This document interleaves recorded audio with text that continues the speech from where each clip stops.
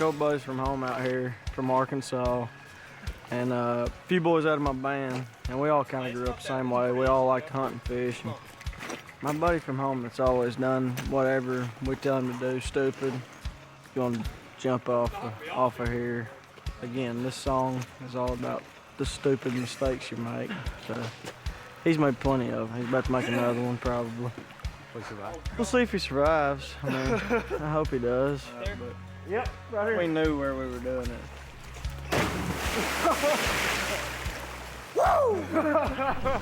Hey y'all, I'm Justin Moore. Thank y'all for tuning in, and this is how I got to be this way.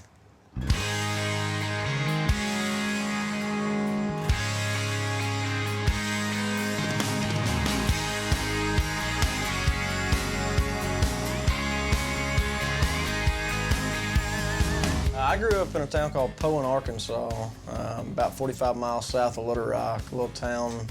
The population sign says 272, and the only reason I know that is because it's sitting in my grandparents' front yard, so I've seen it a couple times. I loved it, man. People always ask what the heck we did, and grew up hunting, fishing, was obsessed with sports, and it's one of those towns where really the only thing that mattered was family and church on Sunday morning and whatever sport was in season at the time, so.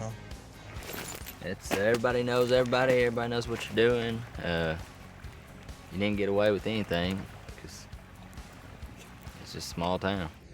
I learned everything that I'd, take into account now is because of my parents and the way I grew up and the way I was raised. I'm very fortunate to have model parents that have been married for, 30 years. And this is me just being sexy at 3. Their world revolved around me and what I was doing, and now having my own daughter, it's easy to see how you can be that way about a child.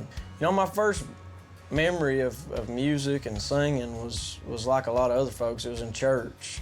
I grew up singing solos or specials, as we called them. Did that because if you grow up in a town as small as mine, there ain't a whole lot of people to choose from that can sing on key.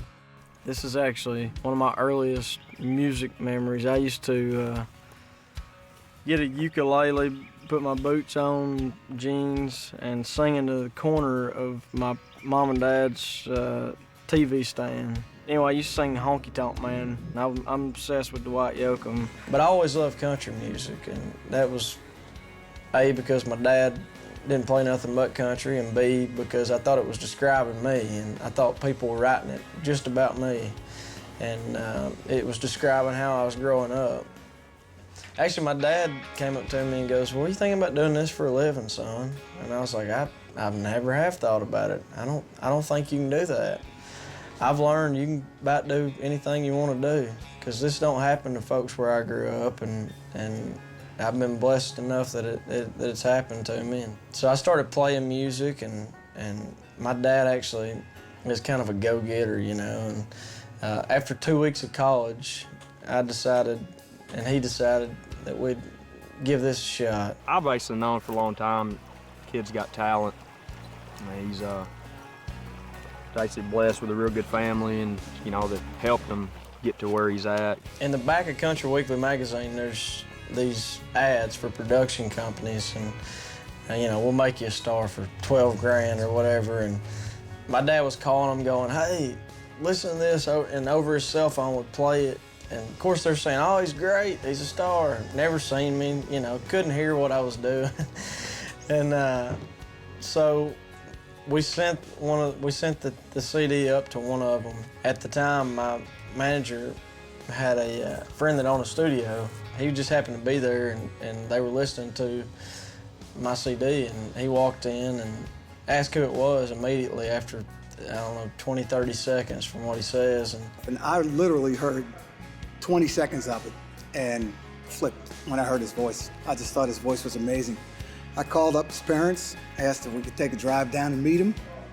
And like he likes to tell people, if this guy's crazy enough to drive down here, sure, we'll meet him. So we drove down and absolutely liked what I saw. I thought, you know what, I'm gonna give this a shot.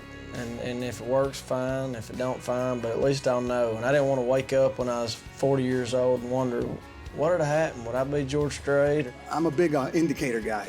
And I never got any bad indications from him. Every response I got after we got done with some of the demo songs was just unbelievable.